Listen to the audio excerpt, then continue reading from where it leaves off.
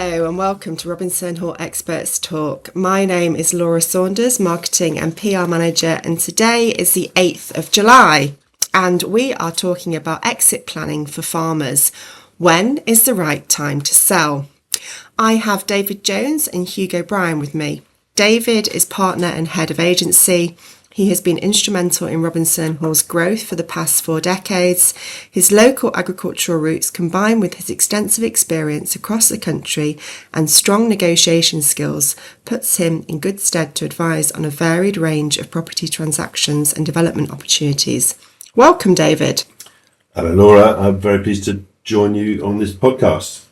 I also have Hugo Bryan, Development Surveyor. Hugo has worked for Robinson Hall for 5 years. He specialises in large-scale development opportunities and works with a variety of farmers and landowners, ensuring they are making the most of every opportunity available to them. Welcome, Hugo. Hello, Laura, and thank you for inviting me to talk today. So, first things first, for many farmers, selling land isn't just a financial decision, it's deeply personal. Why do so many farmers put off exit planning? So, Laura, I think the reason why it's so deeply personal for farmers is it's not just a job for them, it's their lifestyle. We have farmers that we go out and see, and some of them were even born in the very farmhouse that they now live in. And so to spend almost every day on the farm, many farmers don't even go off and have holidays. They don't necessarily see it as a job, and when they're thinking about retiring, they haven't done anything else. So they can't compute in their mind what they would do if they retired. I think that's a really valid point. I think also, again, it's following down the emotional theme.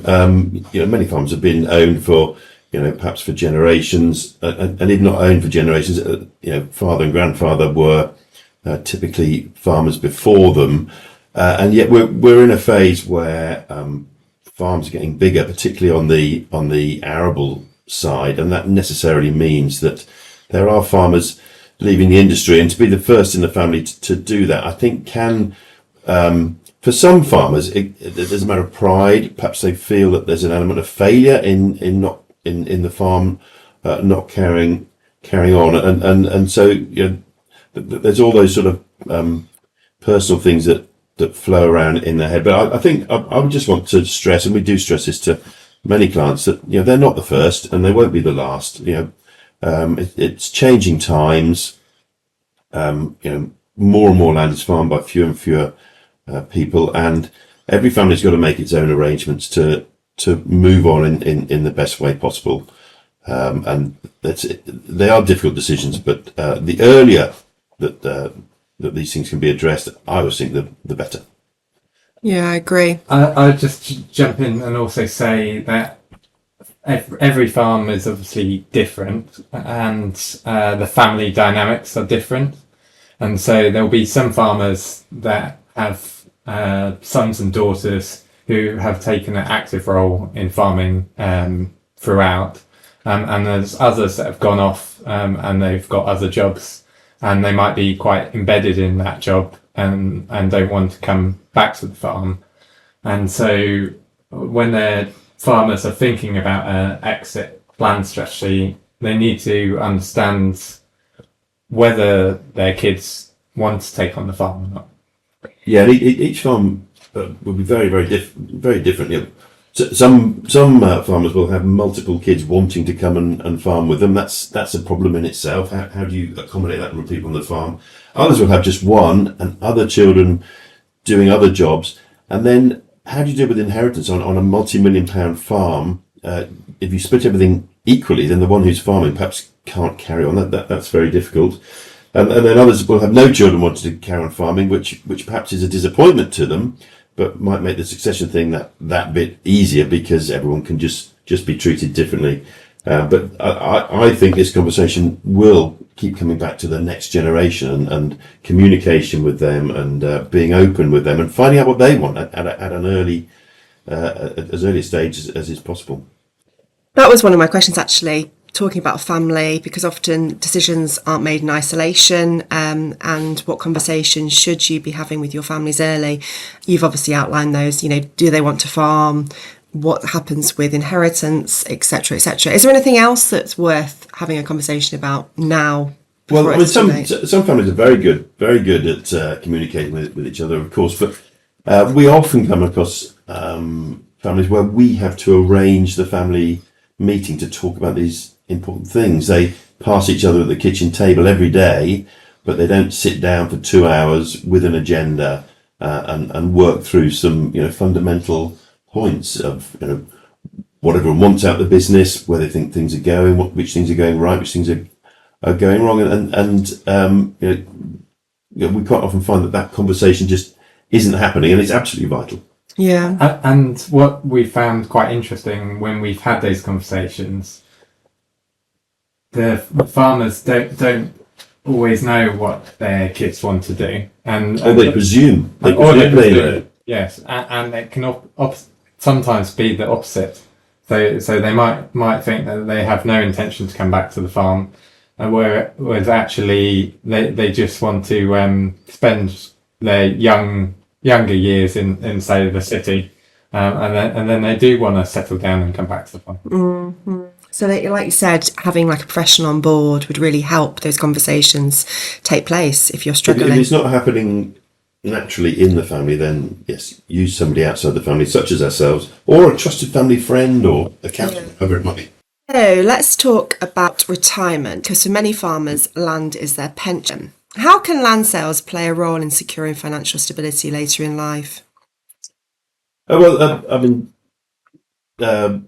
farmers don't have separate pension arrangements. The whole farming business is their pension, and it's meant to support them in later life, while also allowing a youngster to come through and start their business life. And sometimes they're trying to make that business do too much. If it's come to the point where it's recognised that the farm will need to effectively wind down, there isn't another generation, then I suppose it's relatively easy. It's a matter of identifying which assets to be sold or which assets to be developed. Sometimes it's good to develop the buildings, and that can become your pension income. And one thing I'm surprised by is when farmers who don't have another generation to take over take the decision to retire so late. If you've got no one to pass on the farm to, then if you sell the farm, release a load of capital, the farms we look at, the amount of land means that when it comes to the sale, it's not an inconsiderable amount of money, and therefore they're still young enough to go off and explore the world if that's what they want to do. Likewise, if they just want to spend. Can I mention the rude word of tax here? I do think the fear of moving into a different sort of tax regime by not being a farmer has slowed people down on exactly the decision that Hugo is alluding to there. Inheritance tax, the ability to lose costs through the business, and so forth, have all been very, very favourable for staying in farming. So people have wanted to stay in farming at all costs, and I'm not sure that that's done some people a great favour. They sit on a huge asset that could look after them very, very well, but they're just scared of giving the tax man any money. And I think, in a way, we need to get over that problem. Tax isn't going to get any better if the government changes, I don't think. So just accept that there might be some tax to pay. And I guess if you kind of instruct a tax advisor at an early stage, you'll know exactly. If you're doing, I think again, Hugo mentioned a moment ago, get on it early, and then you can plan for these things. I think if you get to 70 and you're tired and the family aren't coming in, you sort of left it too late. You really want to be thinking about it when you're 50, when your children are beginning to make their decisions, and build your decisions around them, and take some good advice. I think one of the biggest misconceptions as well is that selling means giving everything up, and as you've alluded to, obviously for some it's a life. Do farmers often assume it's an all or nothing decision when it comes to selling? Yes, I think that's quite commonplace. So when we do sit down with farmers and they are more open about the prospect of selling, they are normally looking to instruct us to sell the whole farm. There are many scenarios where that's probably the best course of action, but likewise, if you want to wind down and there's a bit part of the farm that potentially is a field at the end of the village rather than outside their window, then that might be a perfect plot to sell off first. That also can give them the strength to want to sell the whole at a later point if they've got a good value for that first plot that they've sold off. Yeah, I think selling as a whole is very often the natural thing. It's kind of an all or nothing for many people. But if you sell off a 50-acre field, say, and you raise £500,000, many farmers are fairly frugal fellows, aren't they? And £500,000 can go a long way for the sake of 50 acres. So things can be sold off. But I think it's important to choose wisely what it is that you sell. Do you sell the land? That's probably sensible in that it, at the moment at least, isn't earning you a great deal of money. But by reducing your acreage, you're perhaps also reducing your prospects of getting inheritance tax reliefs. So maybe you should be looking at selling off a surplus cottage or selling off an outlying building, which again can raise good money. Or what sometimes doesn't get looked at is the house. We often come across an elderly couple living in a great big farmhouse where they're perhaps more comfortable in a smaller cottage in the village, and sell a house which might be worth £1.5 million and think how long that could support them for. I would also say it's worth speaking to an agent, because there is scenarios where you sell off a small bit of land which might bring you in some decent money in the short term, but if you sold off the wrong parcel of land, that could affect your overall farm in a negative way, then there obviously are repercussions. And so getting that advice from agents should assist you with that decision-making process. Yeah, and make sure you keep hold of the pieces of land that have got maybe some development potential, or if there are buildings that have got potential, make sure that you exhaust that before you sell them as well. There's much greater scope to increase your income on your buildings by doing other things than there is to increase your income on your land, where there's very little flexibility to do much different in what is a difficult farming environment at the moment. Yeah, that's good advice. And the method of sale can also have a big impact in the final price that the landowner can achieve. So it's not necessarily always the best option to sell the farm private treaty, or at the very least a parcel of land private treaty. We often see that smaller parcels of land in and around villages that might have penny paddock prices actually sell better in our auctions rather than private treaty. But I think that goes to your point, Hugo. You get an agent, because as a farmer, you might think, I'll sell that bit of land over there because it's miles from the house, the crop's not very good. But in actual fact, that could be a bit of land that you shouldn't be selling because it's good for development or other means. You just got to look at all of the permutations and decide what's the best route for you. So let's take a typical example. You're a family farm, your next generation are unsure what they want to do. What would you advise? Talk to them, talk to the youngsters. They're the future. They're the key to all of this. I think you've got to be open. So often the next generation don't know what dad's thinking. They don't know what's in dad's will. You've got to tell them, in my view. You've got to tell them, you've got to ask them what they're expecting, what they would like, and trust them. You were young once. You had your ideas. You wanted to be given your head. Trust these youngsters. They are the future, and speak to them and be open about your own thoughts from a young age. What about another example? Someone nearing retirement but reluctant to sell. What options might they consider? You've obviously mentioned selling bits of land, looking at outbuildings, farmhouse, etc.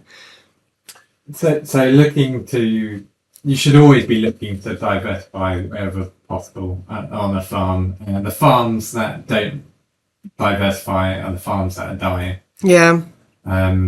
You can no longer sit on your farm doing the same thing day in, day out and expect to get a good return from it. Where we see farmers doing really quite well for themselves is when that old shed that they had in their yard, rather than just leaving it to dilapidate away, get a small tenant in who's painter decorator, someone in the trades. They don't need much, but they'll pay a monthly income that then you can spend elsewhere on the farm. Yeah. And we have clients, as you know, Hugo, who do all sorts of things: quarrying, green waste, letting buildings, wedding venues, you name it. Farms are quite enterprising, and the broader family is quite enterprising as well, of course. And as you say, if they don't have these other strings, then it sort of limits your flexibility to make choices at any stage of your life, particularly as you're thinking of retiring. If there is a member of the family that's interested in doing, I don't know, bed and breakfast or so on, then that might be their future on the farm, rather than running the arable operation or running the sheep or whatever it might be. You've got to open your mind up to new ways of farming, which might not be entirely traditional. Think outside the box, I guess. You might have a chat with your children, and they say, "Well, actually, I don't want to do farming, but there could be other opportunities, like David said, that you could do with your farm."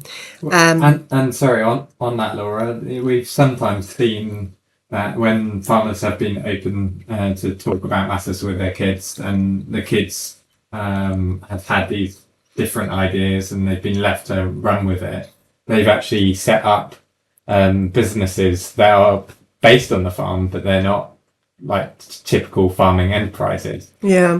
And actually, in certain scenarios, we've seen those businesses take off, whereby the primary use of the farm, that use becomes bigger than the farm is now, and if they want to, would enable them to go and expand the farm at a later date, whereas perhaps they wouldn't be able to do that out of pure farming profits. So I think, as I said earlier on, that we'll probably keep looping back to it's all about the youngsters, and I think it is trust them, be open with them, talk to them, and have those meetings regularly. Bring in other advisors, whether it's a land agent or an accountant or a lawyer or just a trusted friend and another farmer who's been through something similar, and make sure everyone's involved in the conversation, because everyone has to buy into it at the end of the day. They do. What are the biggest fears that stop farmers from even exploring a sale? Well, I touched on tax earlier. I think. Yeah, I was going to say tax, inheritance. That's massive. I would agree. And I think we need to get beyond that. The tax position has changed with the last budget, and I think will change it again in the future. So it's perhaps not going to be such an obvious thing to hold on to the farm in future, where it's not needed for the future. Tax is a massive thing.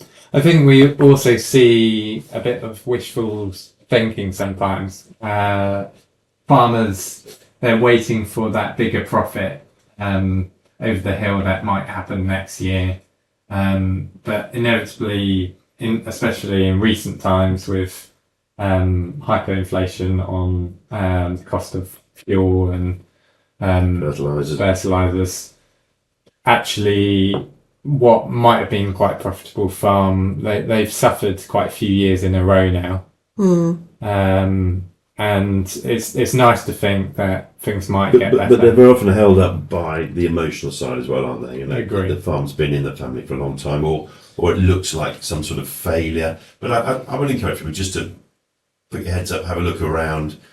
You know, how many other farms in the local parishes have, you know, made significant changes, whether it's selling part or all, and it's a growing number, and it's not a failure to make a positive decision for your family. And the decision might be to not sell, but It's a conversation. Yeah, absolutely. The important thing is to sit down and really start thinking about it. As David said, you know, speak to family members, speak to trusted friends, and then come to a decision on whether you do think it's a good time to sell, and would that help you with your retirement plans? You touched on timing, and you mentioned that obviously it's very important to think about the plans for the future now rather than wait until retirement age.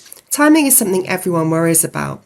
How important is timing when it comes to maximising value? Well, I think you can't really start planning these things early enough. Of course, if someone comes to saying, "Please sell my farm today," you know, then we can sell it. We can sell it well. But if there are things to be arranged, for instance, getting a planning permission on some buildings, developing something, you know, building something of value, that takes months, that takes years, very often even decades. And also the tax planning.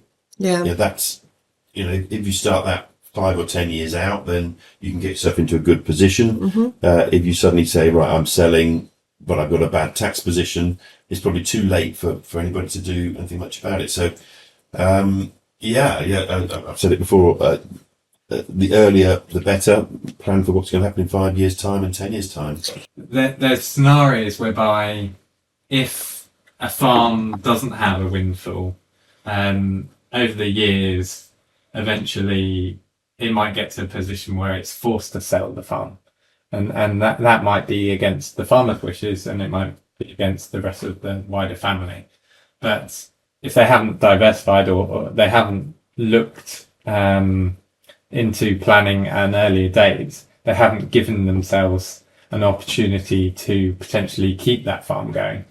And so when we're looking at fields that are in potentially good locations on the outskirts of these villages, if you're looking to promote those fields, it's not something that happens overnight. It's not something that will happen in a year. Most of the time, it takes several years. Yeah, if you want that windfall to bail you out, move the business forward, then yes, you've got to think about development. Well, some of our developments take decades to come to a head, and certainly none of them can be turned around in just a couple of months. It's just not possible. Thank you. So if someone is listening and thinking, I should probably look into this, this sounds like the situation that I've got myself in, what should they do first? The obvious answer to the question is give us a call. We'll have to come and sit with you and give you some options in terms of selling part or selling all, or keeping it all and developing in different ways, and we can help that. Talk to your accountant, talk to your lawyer, talk to your friends, but most of all, talk to your family. Yes, and if you've got this thought in your mind, do just pick up the phone. As David said, happy to come out, and also we're happy to advise initially with no... Yeah, we'd come out, no charge. Always happy to come and have a first look with anybody. Great, that's perfect. Do you have any other advice before we conclude? Stay cheerful. Farming is quite tough at the moment, but we've all lived through ups and downs, and the farming world is a wonderful world. There's always another opportunity somewhere around the corner, and as I say, the youngsters are the future. So enjoy the youngsters, give them every chance. Give them their head, and yes, the farming world is a fantastic one. And just to add to that, when David's saying, bringing your youngsters at the earliest opportunity, I have never seen a farm that has actually failed due to bringing in No. youngsters. No. You only ever see them. Yeah, and obviously, if you're not in that situation where you have children or your children are really definitely not interested, then there are other opportunities available to you. But I think you won't know that until you bring an expert in to have that conversation. Absolutely. Apart from anything else, assuming you own your farm and you're not a tenant farmer, you're sitting on a massive asset. There's no reason why you should have an uncomfortable retirement. There's plenty of assets there, and assuming those are another generation, I'm sure they'll be delighted for you to have a comfortable retirement and not just slog away in the same old way forever in order to keep money from the taxman. I don't think any of the next generation would be forcing anybody into that. No, definitely not. Thank you, David and Hugo. Thank you. A lot of good advice there. If you would like to speak to either David or Hugo, their contact details can be found on our Meet the Team page on the website. There's also various pages on our website about the services that we offer. We do offer a range of services, so we can help you with any of your projects from start to finish. Thank you for listening today. I have launched a variety of podcasts over years now, and there's lots of different subjects. We have done farming market updates and lots of podcasts about like sustainable farming incentive, and there's lots more of useful podcasts to come as well. So stay tuned, and hopefully I'll see you again next time. Many thanks. Goodbye. Our podcasts are for informational purposes only and are based on the information available at the date of the recording. Listeners are responsible for how they interpret and use the information, and Robinson Hall LLP will not be responsible for any losses, damages or liabilities that may arise from a listener relying on the information given. Listeners should take advice from an appropriate professional which is tailored to their specific needs.